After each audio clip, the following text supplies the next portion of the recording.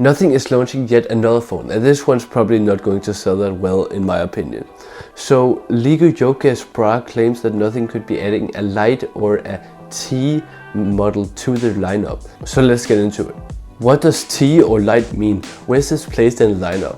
Well, Chinese phone companies like Xiaomi have traditionally used T as a letter to symbolize a slightly downgraded version of the flagship. Here's an example. The Xiaomi 13 also had a version called the Xiaomi 13T. The Xiaomi 13 costs 1,000 euros and the Xiaomi 13T costs 800 euros.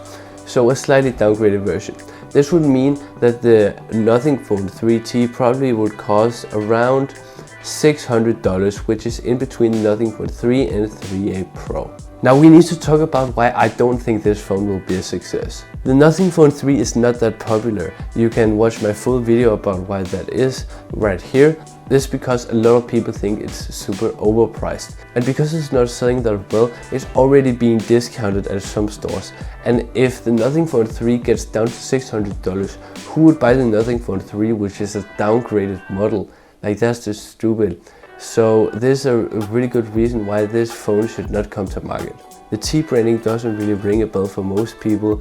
I mean, it's only companies like Xiaomi and Realme, like really small phone brands. I'm not saying Xiaomi is really small, Nothing is smaller, but the big companies have never used T to like symbolize anything in their branding. In terms of specs, I don't really know what to expect at this price point.